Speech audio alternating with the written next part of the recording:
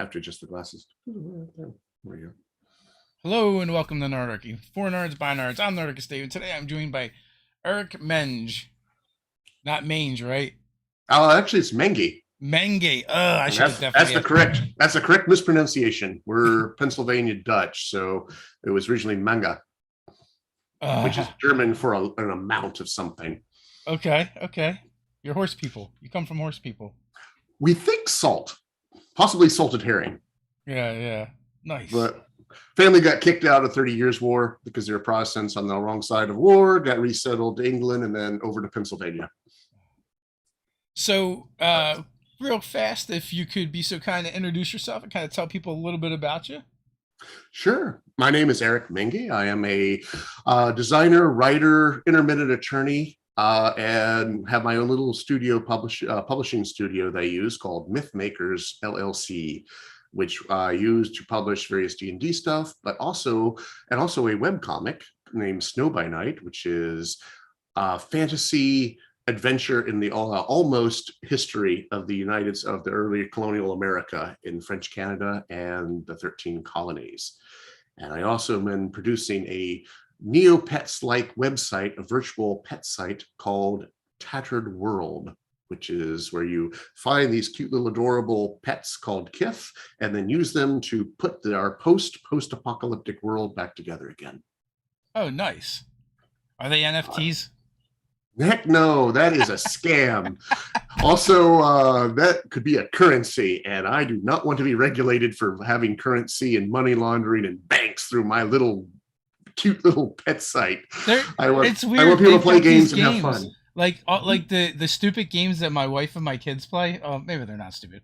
People should like what they want to like. But anyway, they suck a lot of time, and they're kind of like the freemium model. Well, now they have those games, but they're not freemium. They're more like premium, and like they actually generate NFTs. I have a friend that's doing it, and like they like so. And so then the thing is, then like they hire people in other countries to play the game for them, and like build out these teams, and they're just like mining and harvesting these monsters, and like so it's like a Pokemon style game where you're like getting monsters, breeding monsters, they fight each other and do all the things and go on quests, and they get upgraded, except for then you can sell them in the marketplace for hundreds or thousands of dollars. Yeah, that is not the direction we wanted to go with our game. Yeah. Our game, we are the freemium model, but I mean, isn't Facebook going in that direction too now? I don't keep up with Facebook that much, other than I know they were getting hauled up before Congress to do all sorts of testimony. Yeah, they're doing this thing called Meta. Like they're rebranding it as Meta, and there's going to be like all that stuff involved in it as well. That sounds reasonable. I've had to take like Facebook off my phone because it's awfully snoopy. Yeah, I kept finding in all sorts of things I didn't want it in, so I had to pull it off. But with us, our freemium model, we try to keep it that way because it's just a small group of us where it's basically you're paying for convenience. You could go do all the quests, but if you wanted to buy the currency, you can just jump to the end, or you could do all the games and build up the shards which are in-game currency, or you could just buy the gems and get it right away. But there's really it's not a pay to win, it's a pay for convenience.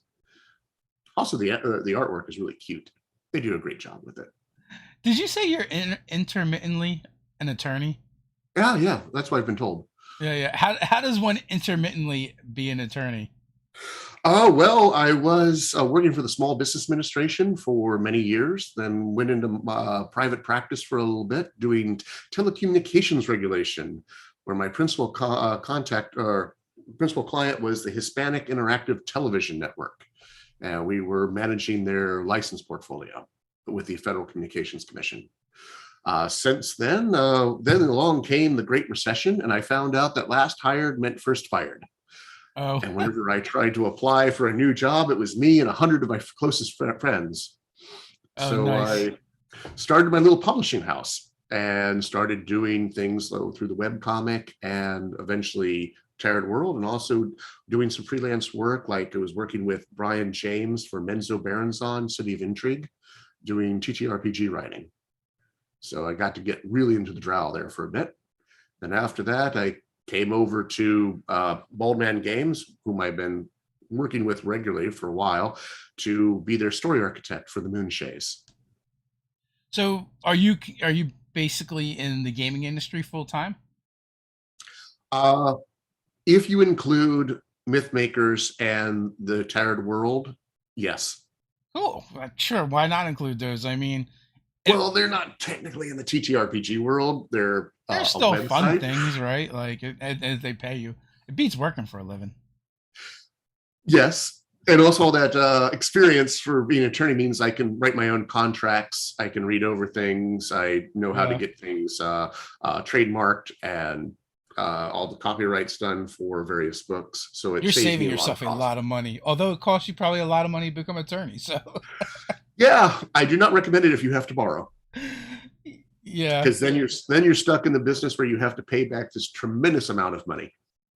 So Well, there is that. that's usually my recommendation. If you want to go to law school, yes, if you don't have to borrow. Yeah, my son has got like he's going to be wrapping up his third year of college, and he's been able to pay for it all so far, Oh, which we'll see. But mad he's also props. like he also lives at home and mooches off his parents. So, but like the college stuff is all on That him. He's is been doing smart. it. He's working. So If you're in school, that is smart. That is why you don't have to owe a house without owning a house when you graduate. yeah, yeah, it's such a I, scam. I have an 11-year-old, Yeah. and I looked at college rates. I'm like, Oh yeah, yeah. I mean, like when you did this get so expensive? for the amount it went up, we haven't gotten that much smarter. I can tell you that much. I feel like we've gone the other way. I went to the University of Florida, which was a state school, Yeah. and it was like 5,000 a year, and that is not what it is anymore. No, no, not at Like, all. all right, time to start saving my nickels. Yeah. But she wants to go into robotics right now, so Cool. Virginia Tech, yes, Nice. which is also a state school. So I met you through RPG Travel, and we had them on to talk about the cool stuff they're doing, and they're like, "Can we bring one of our GMs?" And I'm like, "I guess so, sure." And I felt bad because we didn't get to talk that much because it was a lot about the travel stuff, and you talked a little bit about what your role was and what you're doing there. So I was it's like, well, we'll just have you come back. So Thank you for bringing me back. I loved listening to Jonathan and Alex. They had so much great things to say about the trip, and they're the ones doing all that, which is a skill set I don't have. I love to travel, so yeah. I mean, it definitely sounds like a fun thing to do. It sounds like you're gonna get a cool trip out of it as well, and get to run some fun games. and they bringing me on for the Ireland trip, which Yeah. means That's the wow. inaugural trip, right? The kickoff. The international ones. They've been Yeah. doing some domestic to work out the kinks. And Alex has a raft of experience of setting up these trips. But I'm looking forward to the opportunity to weave a story that works in the locales that we'll visit, so that what you're seeing and what you're doing while you're touring Ireland figures into the game. Are you the lead GM then? Yes. So you're going to be able to use all that experience you've garnered over the years from Baldwin Games. That's the goal. Yeah. And how did you in. get connected with Baldwin Games? Well, through the RPGA, which was the predecessor to the current Adventurers League. So back in the heady days of the early 2000s, we were running the organized play campaign was called Living Greyhawk. And it was third edition set in world of Oerth. And Dave and Baldman Games, although I don't believe he was Baldman Games quite yet, Dave was But was he a bald man at the time? He was. I think he's been bald since he's like 22. He came out bald and never grew any hair. Never get it. It was all the brain power just burned right crackling off of him. He was running stuff for Valuna, which was the Ohio triad, because they had divided everything up regionally. I was Virginia and he was Ohio. Okay. And he was really good at running conventions. And he started up he took over management of Winter Fantasy which is where I met him, which is a small RPGA centered convention in February, still ongoing. Now it's Adventurers League focused. Yeah. And I have been running stuff, right? I was writing stuff for the Adventurers League since then and helped with Living Greyhawk, Living Forgotten Realms. Took a bit of a hiatus when my kid was born, then came back for, wrote some adventures for him in Adventures League up in Flan, and then hopped onto the Moonshays, and it's been fantastic. Uh, do you have a favorite setting to run? No, the reason why is it's dependent upon my mood. Yeah. Like sometimes I really like doing the spooky horror of Ravenloft and having Strahd playing cat and mouse with you through his castle. And other times I like the heroic fantasy of the Moonshays, which is based upon Anglo-Celtic myth. And you're the heroes fighting against this overwhelming power that threatens the very Isles. And then sometimes I like intrigue, courtly intrigue. So I kind of bounce between them as my mood shifts. That said, I love the Moonshays. They're fantastic. One of my favorite town settings is the city of Greyhawk itself. It's just a fun place, and it's got a little bit of intrigue, underhandedness, some humor, some campiness. Have you run any Lankmar? I have not, although I have bought all of the settings and I plunder from those books repeatedly. Yeah, I haven't used them actually in Lankamar. Yeah, I've never actually owned them, but like my first GM did, and I feel like we did with almost everything, one session. It was just like one session and then move on. There was very few campaigns that were like ongoing. It's has a very strong flavor to it with its swords and sorcery feel, with the gods of Lankamar and the gods in Lankamar, how they move up, and how everything is like thief related in Lankamar. So you like will just blow through money. That was amusing to me, was how they had rules for how you could spend money, and the more money you had, the faster you spent it. Just like for Fard and Grey Mouser. Money Well, just if you're going to be an adventurer, why not have money and have it burn holes in your pockets? And the rat god. Yeah, my daughter couldn't live perfectly in that setting because the money is gone before she gets it. But my son is more like a dragon and just hoards, which is good. That's why he's able to. Could be a grudge dragon. They just hold on to all the grudges and glare at you balefully. So I'm going to go out on a limb here, and I'm going to guess that maybe you probably prefer playing or running over playing. I seem to end up running more than playing, mostly because I enjoy it and I keep volunteering. I do enjoy playing. Yeah. Especially if I get to play. I usually play wacky, silly characters because it keeps me from metagaming. Because I know most of the stats and I know most of the rules, I know most of the settings. So I try to play frivolous characters so I'm not tempted to overthink things and bring knowledge my character doesn't have in. I can definitely relate to that. I definitely don't play those characters exclusively, but I do like playing dumb characters that like to push the button. Whatever the button is. Please, we must push button. Push it. We'll make deal with this demon. He seems trustworthy. Yeah, so we did, I guess it was the first season of Saber Dice we were running, and the setting was this City of Mages by Jim Davis from WebDM, and I was playing Jogo, which was just a Goliath reskinned as a half ogre, street urchin that like grew up on the on the streets, and he was a barbarian. So I just like played him as a feral kid. I actually wanted to play. It was only in the UA at the time. I wanted to play the Ancestral Guardians Path Barbarian, but instead of being my ancestors, I wanted to be like the spirit of the city. But I got shut down because it was UA. Yeah, so Probably was. yeah. But but like one of my favorite things with that character is there was a cavern full of brown mold, and I was like, oh, I know what this is. And so it's like, the DM describes it's like, it's really cold in here. I'm like, well, I'm lighting a torch because it's cold. And then ran through it, setting off all the brown mold. Oh, that's fantastic. Yeah. I like the metagame, but like to the detriment of myself and the party. That's the best way to do it.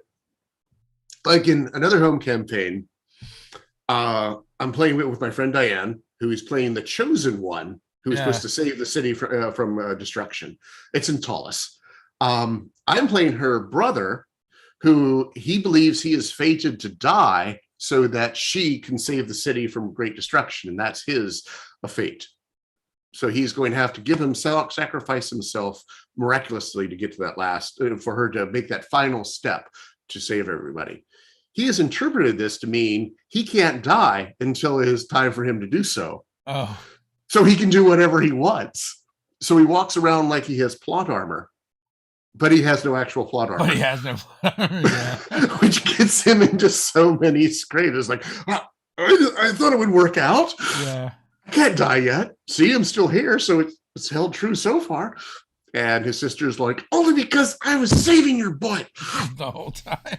The whole time. And then he goes off and makes other trouble elsewhere. Yeah, that same character, when we streamed that game, I would wear a pot on my head, because at one point we were finding victims with their brains extracted, and he definitely did not want his brain sucked out, so he figured the best defense would be to wear a pot on his head. That's some sound logic. Yeah. And it worked too, because he never had his brain sucked out throughout the whole campaign. I believe that's that holds true. Yeah. No, his brain was still intact. The pot still works. Yeah. So how many games do you have going on currently?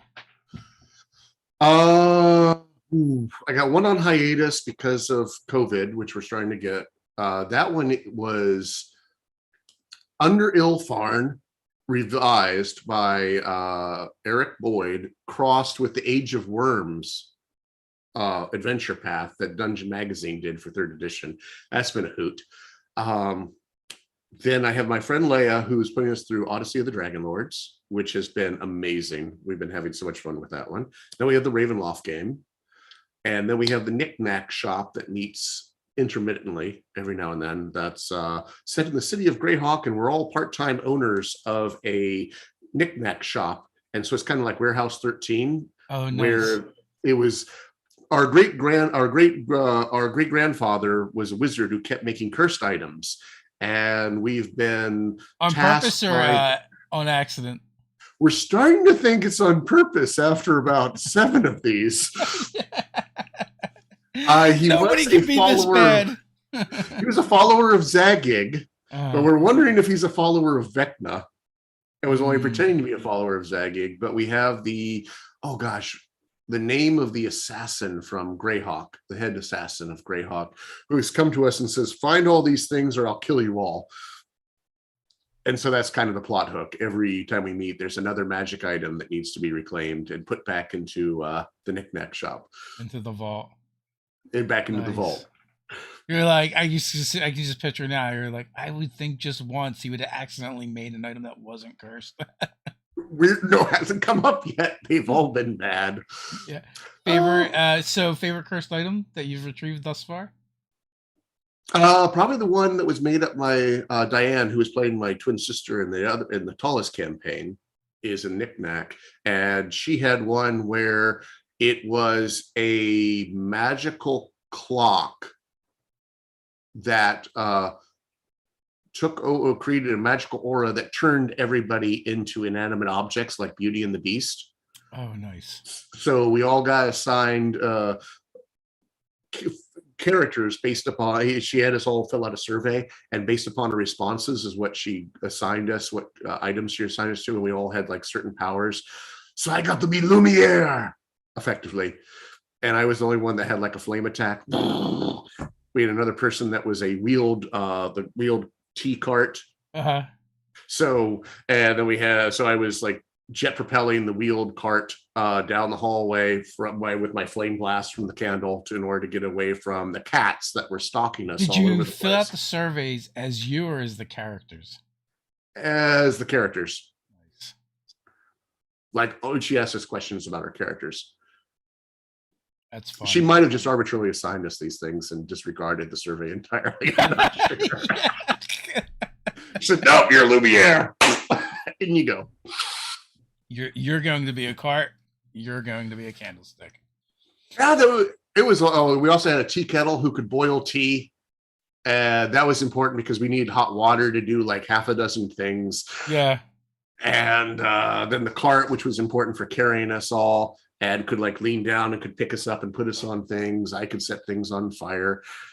It was really creative. She had I a lot of find fun. that like whatever things you have access, that is the things you tend to need because you're gonna figure out how to use them. Like so we did a Halloween one shot from the game we had been playing before, which was the spiritual successor to a 5e Spelljammer game called Ingest Quest.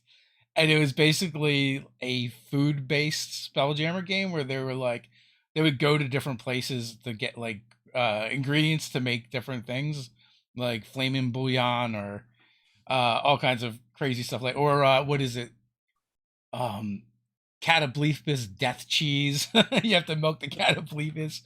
So like real weird things like that. So like we had done the I kind of like the love sequel this. to that game, and one of the characters, Dr. Christopher, had this interdimensional space, this house, kind of for like lost and wayward monsters. Mm-hmm. So there on Netflix, there's a show. It's like a this woman has this baking show, but like there's characters in it, and it's like a house full of monsters. So they like base this character off of this cooking show. So I for want the to see this. Halloween episode, we played the monsters, and we had to had to solve something that was going on in the game. So I played this swamp monster that basically looked like Cousin It if he was just covered in vines and vegetation instead of hair, with a pair of Convert All Stars, red Convert All Stars sticking out the bottom. And like his one characteristic was he smells of swamp and Axe body spray. So, so I would use the Axe body spray anytime there was a flame or something in different ways as like a mini flamethrower. That's a visual. Yeah, Not even a visual. That's a. yeah. Oh God. Okay. And so we played that using the Quest RPG, which is really if you haven't played it, it's very simple. It's just basically a D20. You don't even have stats in that game. Like you have a certain number of abilities you can do. You have Mm-hmm. hit points and you have action points, and use your action points to power your abilities. But other than that, it's like super super simple. Fascinating.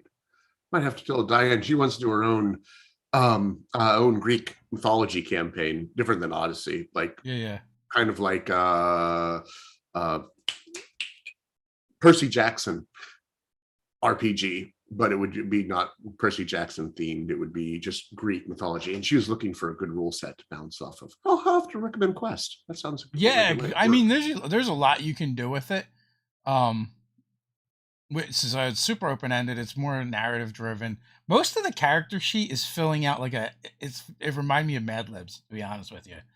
Then and then from there, the only thing you really have to pick is a character class, and then that just like gives you like the different trees of abilities you can pick from. Hmm. But it's definitely a solid game if you want something like super rules light. Quest. And Writing then that down. but I guess also if you wanted to do like a D&D version, you could also just do like Mythic Odysseys of Theros, right? That's pretty You well could. Greek themed. She doesn't think the 5e rule set really fits what she wants to do. Yeah, well, there's plenty of other ones. That's for sure. And that's something to always keep in mind, that D&D is just one expression of role playing, and there's Yeah. lots of different ones. Like you can see with my orange books back there, one of my favorite rule sets to match with the setting is Deadlands. Good God, that was a neat, flavorful rule set. I honestly never played Deadlands. It had some weaknesses, but I love the flavor of it. I always You're wanted to. I just never. There's so many games that I just never got around to, or I've played a single session of it. Because like back in the '80s with my like first gaming group, like it felt like in the summertime, everyone would show up with a new game, right? Because Mhm. basically, what was it? TSR, and then at the time I think like Avalon Hill. Like it seemed like there was just so many. There was a game for like every genre, and we would pull them out. I think the closest I got to Deadlands is Boot Hill, which is not Deadlands. Blue Hills has the Western thing going. Yeah, yeah. Deadlands is spaghetti Western with meatballs, zombies. Yeah. But that one's neat because you draw your card. Your character creation is you draw cards, so it's kind of a little bit like a card game. And then you have poker chips that you can redeem to do things inside the game, and then negate wounds. Have you And checked out the Savage World version? Because isn't there's a Savage Mhm. World version, right? Yes. Savage Worlds has the advantage of being simpler, and Yeah, I like Savage World system setup, but it at the cost of some of the flavor, yeah, because you're not drawing your hand anymore with cards, your character with cards, and it lost some of that specificity that made Deadlands special.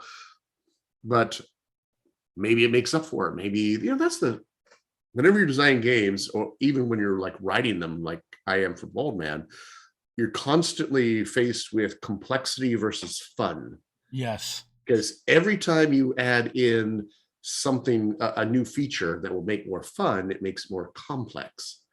And kind of like and you have to really wonder what is the right balance, and it's different for different groups and different people. Like D&D third edition has a lot more customization, a lot more optimization than fifth edition does, but it gets there by having a lot more complexity.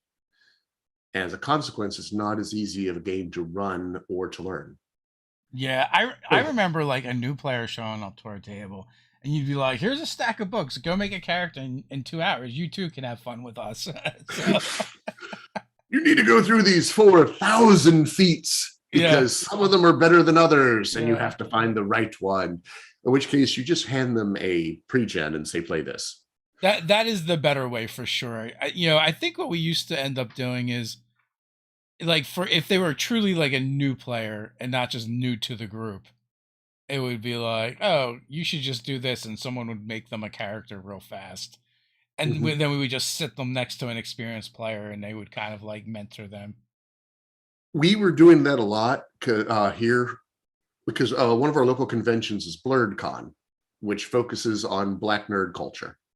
And I was helping out Montel, who runs the game room, by running the Adventures League part. Mhm. And we found two things. One, people like 2 hour adventures when they're playing something they've never played before. They don't want to do 4 hour. Also, they don't like doing character creation. They would rather just pick up a character and go play. And so we had all the pre-gens laid out, and that made all the difference. And for whenever we were starting play, I'm saying like, okay, ignore everything on this sheet. Just ignore it. Just tell me what you want to do, and then I'll point to what you need to roll. And that worked a whole lot easier. Yeah, I So mean that it's definitely makes more sense. And like now, like 5e does have the it seems I want to say the perfect amount of complexity to simplicity compared to previous editions.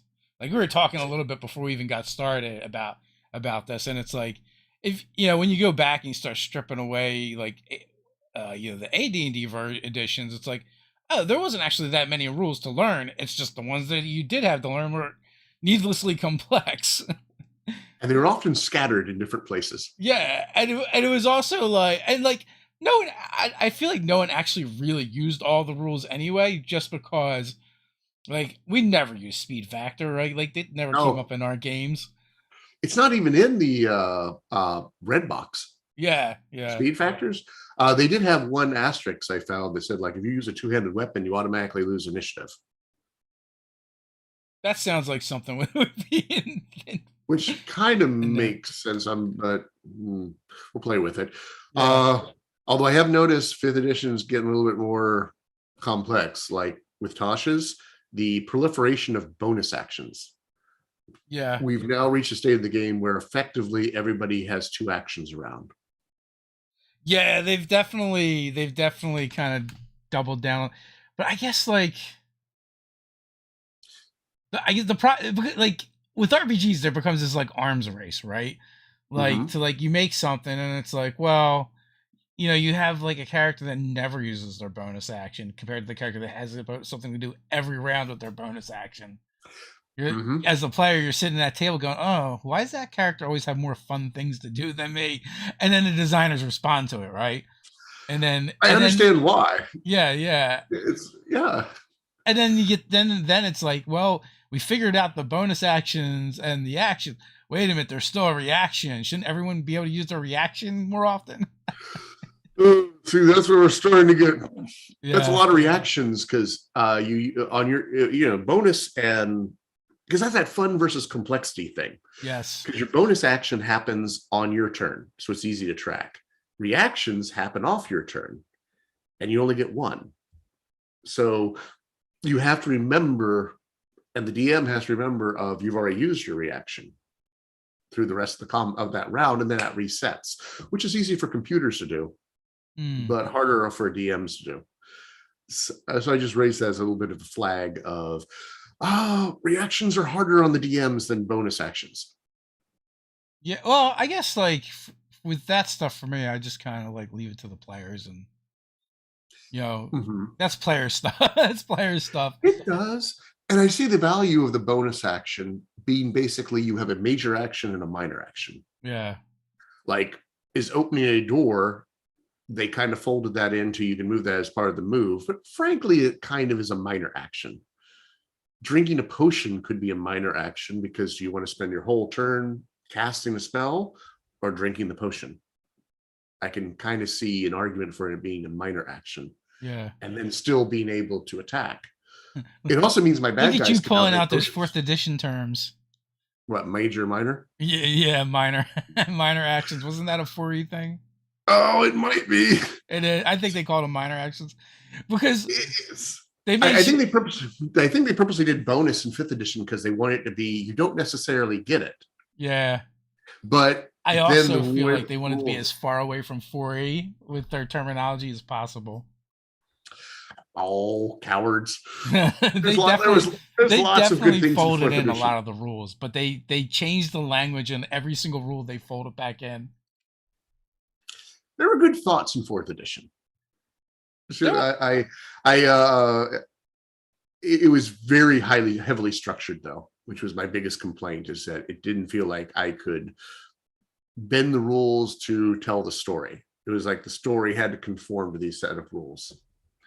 That was at least just my feeling of running it. Well, I guess what I got from it was like, especially when it came to the character classes, because they were so codified, it was nice that like your martial classes had cool things to do, like the wizard now, but also everybody felt the same to me after playing it for a bit. But isn't that what Rich Burlew mentioned in his Order of the Stick when he was doing his review of 4th edition? Oh, I don't know. Hey, comment, everyone's a sorcerer. Yeah, yeah. But it also had a lot of good stuff to the game. I don't know. It was a weird time for us. Like, that's another example of that complexity versus fun, though. Yeah. If every class is the same, it's simple, but you lose out on that flavor of every class being different. And our group was very split on as how they felt about 4th edition, and so we like played it for a while, and then we just started playing other games again. Because we went through like 20 years of not really playing much of any other games but D&D. And then like D&D made a game that was so vastly different from any of their other games that it made it like really easy for us to step away from it and not come back until 5th. And 5th edition has that feel of 1st and 2nd? It does. Like, well, fifth edition to us, specific to me, just had it was an amalgamation of all the things I liked from every edition. Like, I don't know So how it's they like captured that, like, but they did. Like, there's very few things that I miss from any of the other editions. second and third had a baby that was raised by fourth. Yes, that's perfect explanation. It's kind of true. You can see elements, Yeah. all of it there. I mean, the only rule that I missed, and it's like whatever, because I've been DMing a long time and just fix it, is minions, right? Like minions was a really cool thing from fourth edition. And it was also like it was very simple, right? As far as like when you're talking about simplicity versus complexity and fun, it was such a simple thing to add in. And if you like more like cinematic actiony kind of sequences in your games, it was the perfect rule for that. Mm-hmm. Yeah, actually, I did that last night in our Castle, our Ravenloft game, where the party got jumped by crawling claws. And at 11th level, crawling claws are not really much of a challenge. Yeah, no. So they have 2 hit points. So I just reused the minion rules, which was if you hit it, it dies. I'm not tracking hit points for my 20 hands that are all attacking you.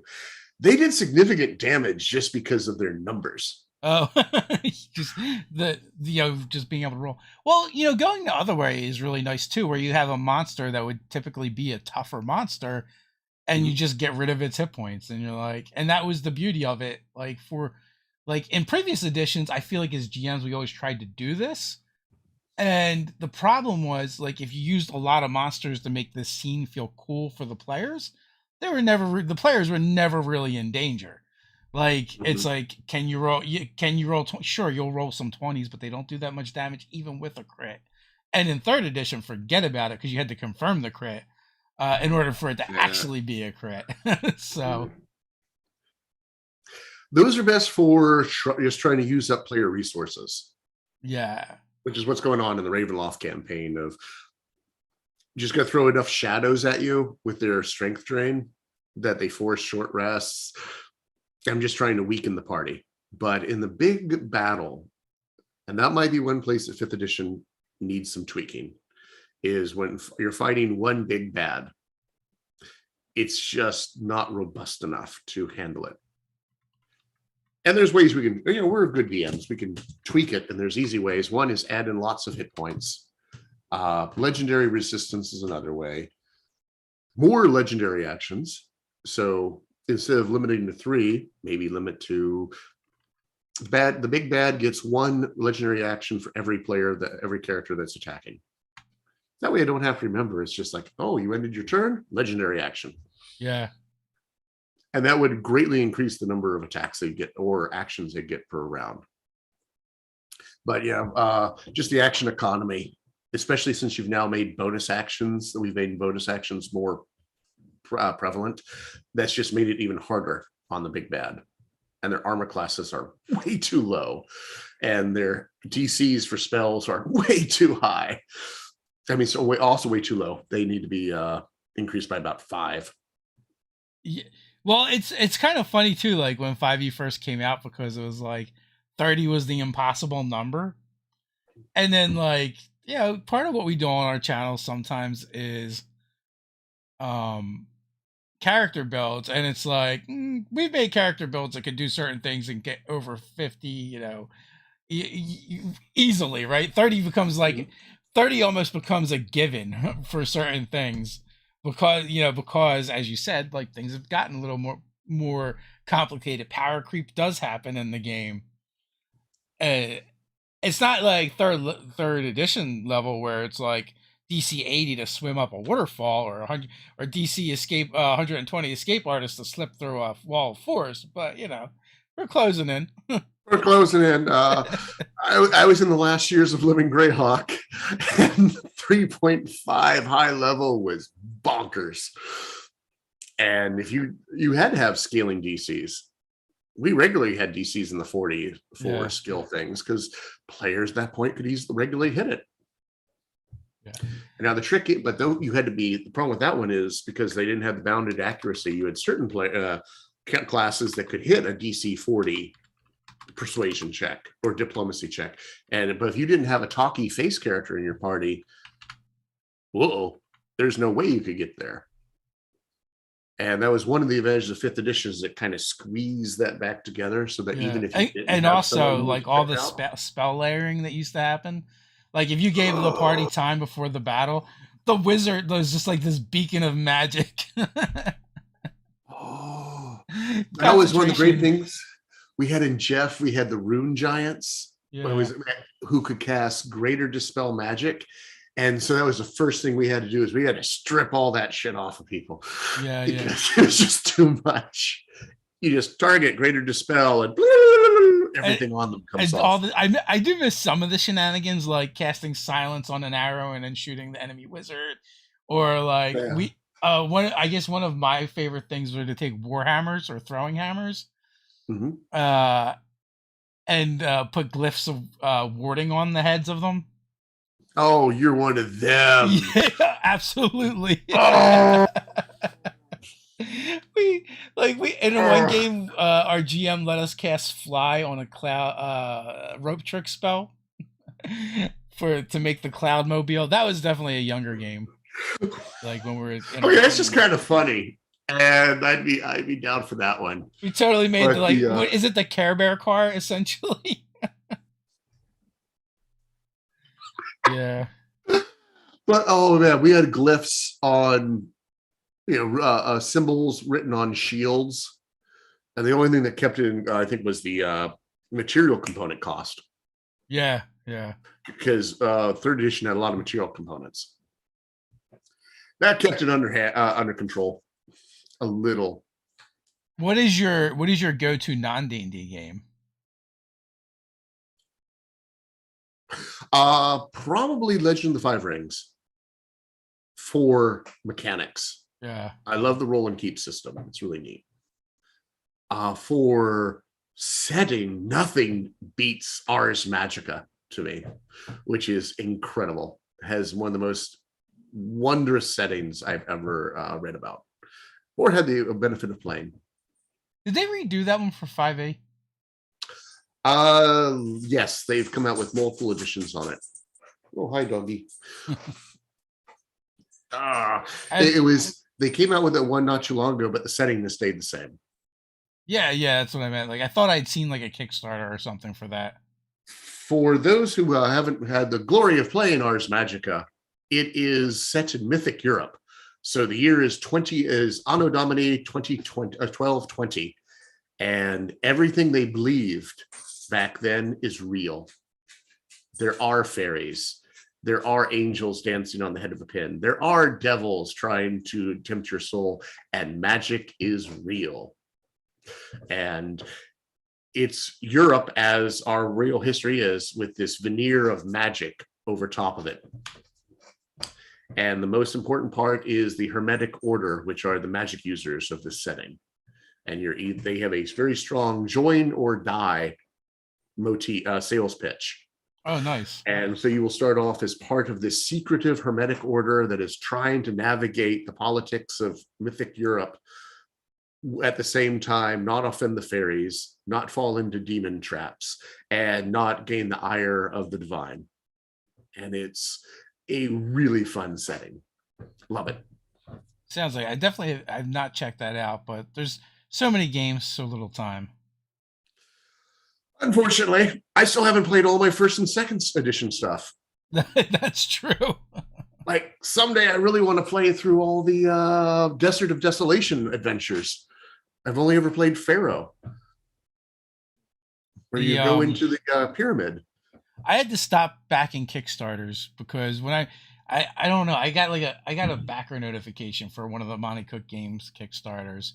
And I was like, oh, let me go take care of this. And they do everything on their own site.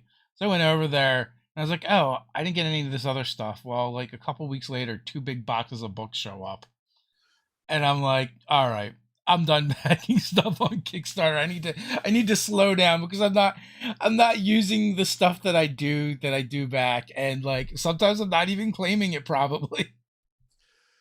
It all looks so good too. It all looks so good. And sometimes you just want to support the people that are trying to do things as well. But I've definitely slowed down because of that and try and like be a little more choosy.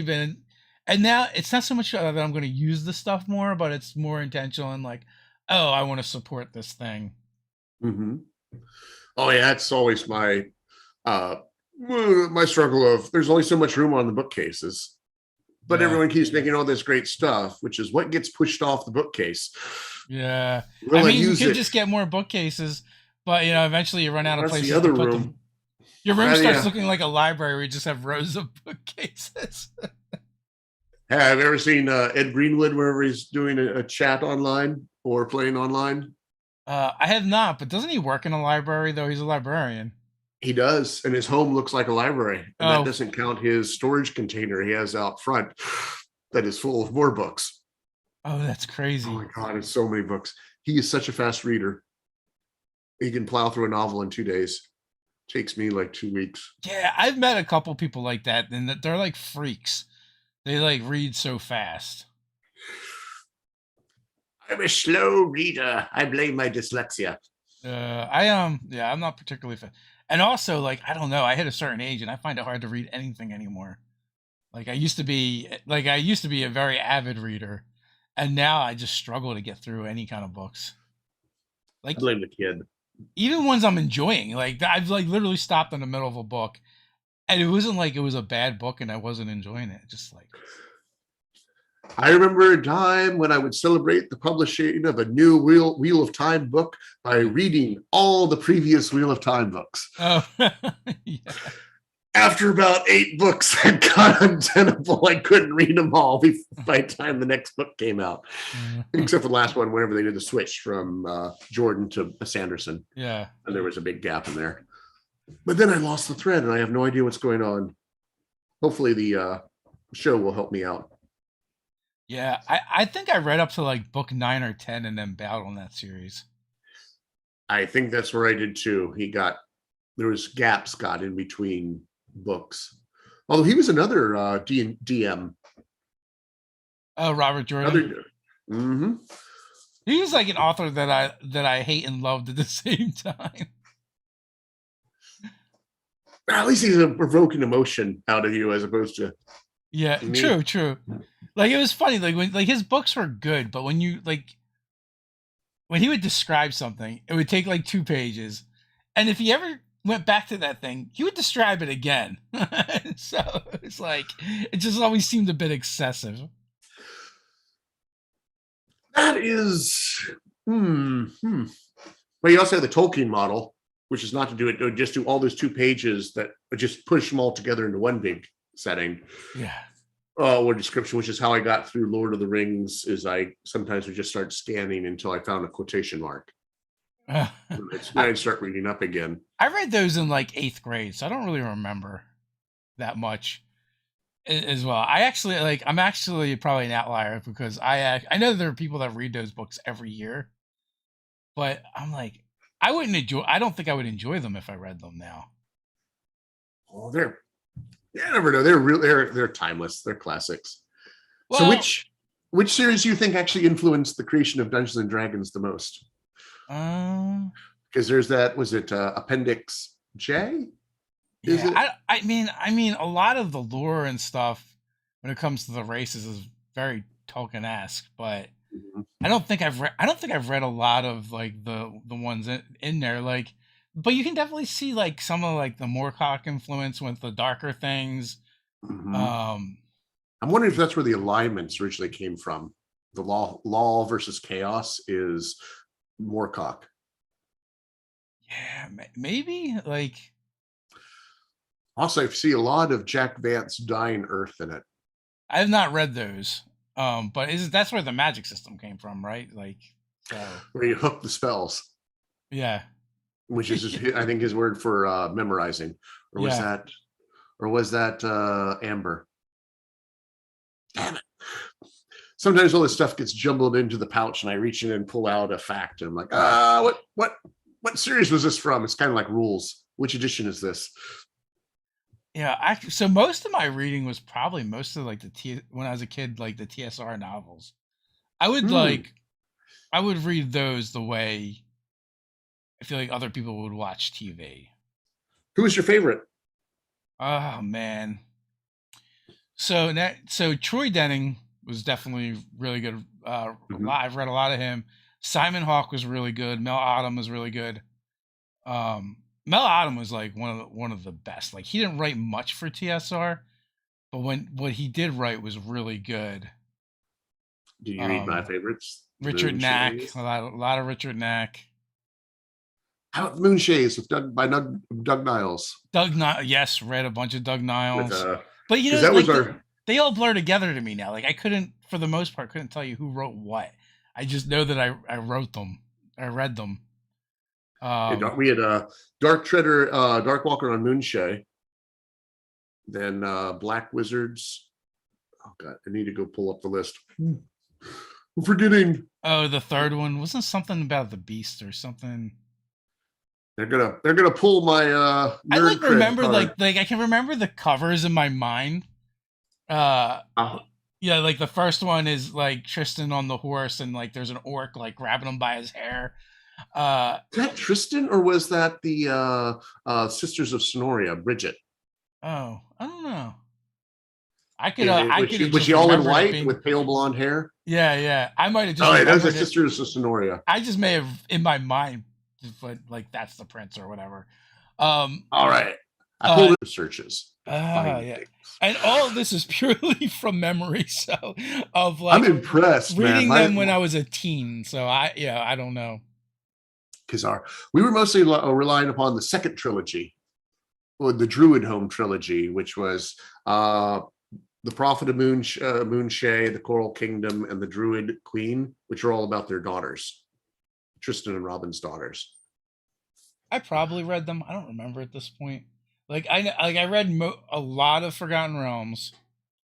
I read everything in Dragonlance almost except for the twin stuff. Like I like they were the ones that all my friends were like went gaga over, and they were the kind of the ones that I skipped. I don't know why the biggest sellers that way. Yeah, they were like my least favorite characters in the series. What? Oh, they were Cameron and Raceland. Yeah, I always loved Lorana. Yeah, as the spunky little sister. So like I always loved the interactions between Flint and Tasselhoff. Right, and like what going purely by memory, because I find that if I go back to things of my childhood, they usually don't hold up. So I try not to go back. You gotta go put on nostalgia goggles. There we go. Oh, everything's better now. Flint the King was like one of my favorites. Like that, I thought that book was hilarious. That one. We have a Google. He gets kidnapped by gully dwarves, and they make him their king. So that was like the premise. That was also partially by Doug Niles. Yeah, I thought it was. It was also by Mary Kirchhoff. Oh, and they had Valerie Velisek as one of their illustrators. Oh, she's amazing. I read most of the Ravenloft stuff, most of the Dark Sun stuff. Like, man, it was when I got rid of like all my old books, it was like hundreds of them. Of the novels? Yeah. They were producing them so fast. Yeah. I would read one of those in like 2 to 3 days. But I had heard rumors that was why what brought TSR down was the novels. Yeah, they had overproduced the novels, and the stores, like one of the like Walden Books in the mall, maybe it was B. Dalton. They had the bit where the gentleman's agreement for paperbacks that if the bookstore didn't sell a novel, they could send it back to the publisher for full credit. And with paperbacks, you didn't even have to send the book back. All you had to do was rip the cover off and send the cover back to save on postage. And this was all done back in the recession, early of the Great Depression, to encourage bookstores to carry paperbacks of saying like, look, there's no risk. You get all your money back, and you don't even have to pay postage, because then they whined about postage of sending books was expensive. So they said, oh, just send the front cover. because it's a paperback. You can tear that off. Yeah. And then one of those mall bookstores sent back millions of dollars of refunds to TSR, and TSR didn't have the funds to cover it. That is what I had heard was the nail in the coffin. Yeah, it definitely sounds like something's just going to encourage people to overorder as well, right? Like... Yeah, why? They have a tremendous problem with that, I understand, with the bookstores for a while. Challenger says Dragon Dice also was another nail in the coffin. Oh, God bless Dragon Dice. Marketing tried. Odin marketing tried to sell me those things. They were in every Dragon magazine, every Dungeon magazine. It was almost the point of buy a book, get a free set of Dragon Dice. Yeah. They made so many of those things. The good old days. And that was an attempt to try to compete with Magic the Gathering, wasn't it? I think so. They saw the collective card game and are like, well, what can we do? Yeah. Dice. And they weren't wrong. Look how popular dice are. They were just ahead of their time. Sometimes you're just too early. Yeah, man. They were like 20 years too early on the Dragon Dice. That's the answer. If only they had made it out now they of could have did Opal or Kickstarter and they'd be $1 million Kickstarters. The designer who thought up Dragon Dice is like sitting up somewhere going, vindication. Just it's time for us to make a game called Dice Dragons and put it up on Kickstarter. Dragon Dice Reborn. Yeah. Except this time they're 10 times as expensive and out of some mineral. Yeah, they're 10 times as expensive, but they cost 10 times less to make now. We're on to something. Oh, man. Oh, the nerdy potential is great. China is always like, you should buy these dice to sell from us, and they're like so cheap.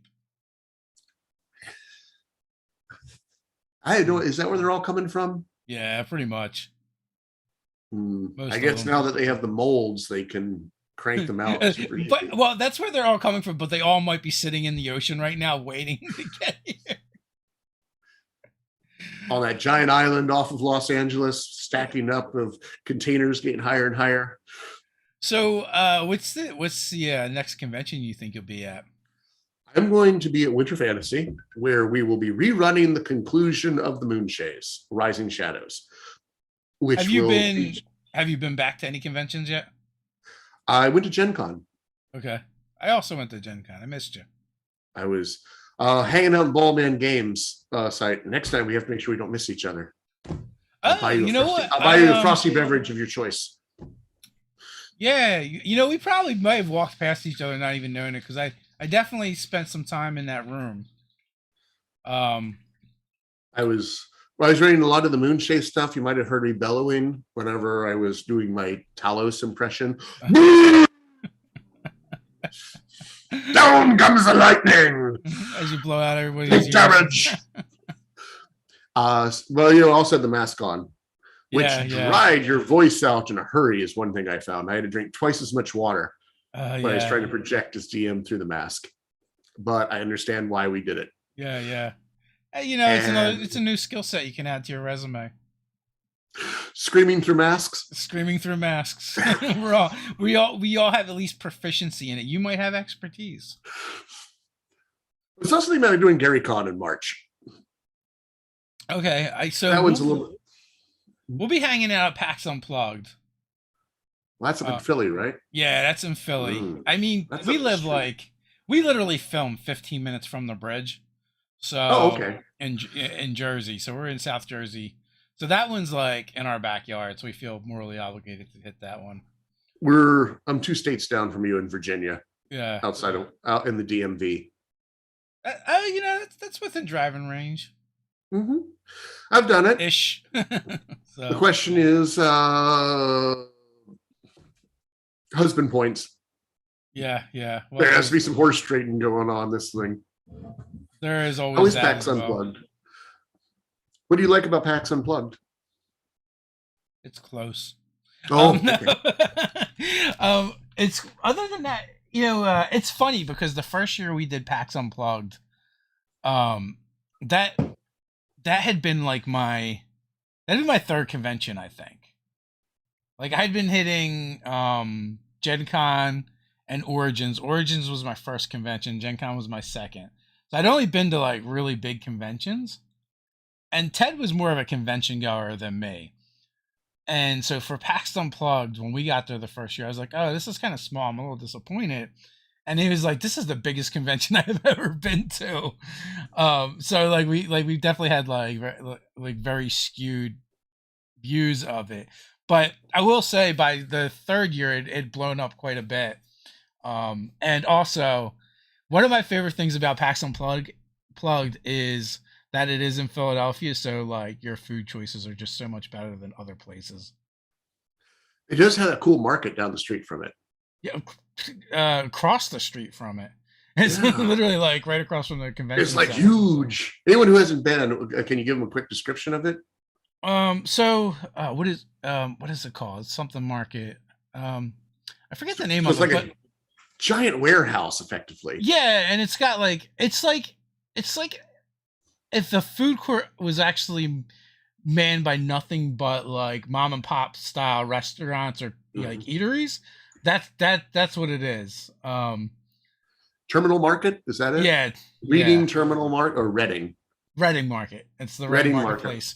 And and there's like all kinds of different foods. But even aside from that, like you're in Philadelphia, so you can go like almost anywhere and get any kind of food, and you can pay as little as you want or as much as you want.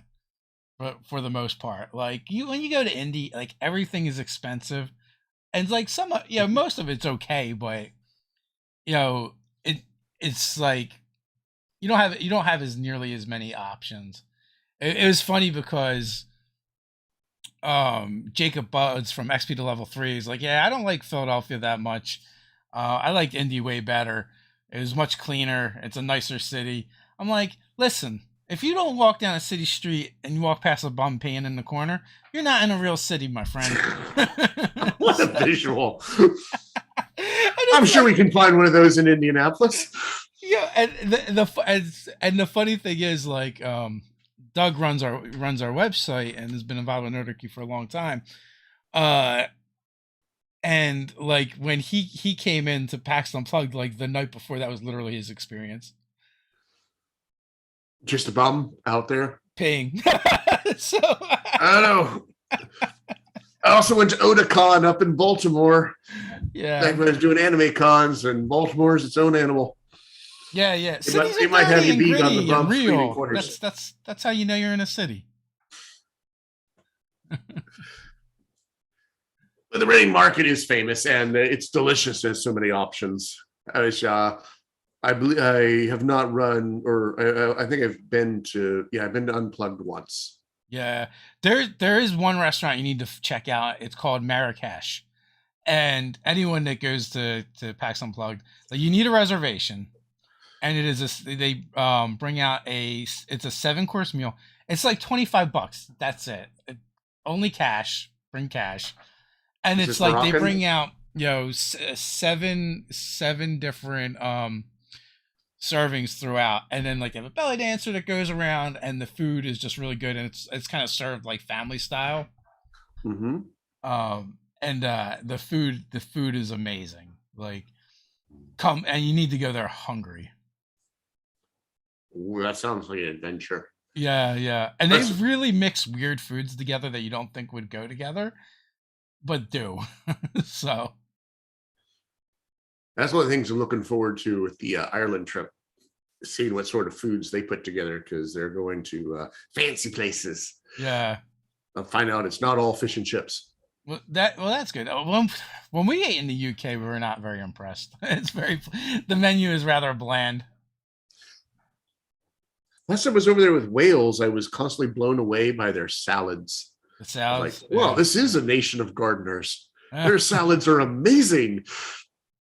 But maybe I was there at the right time of year, and everything was in season. So we are just past the hour mark. Final thoughts before we head on out?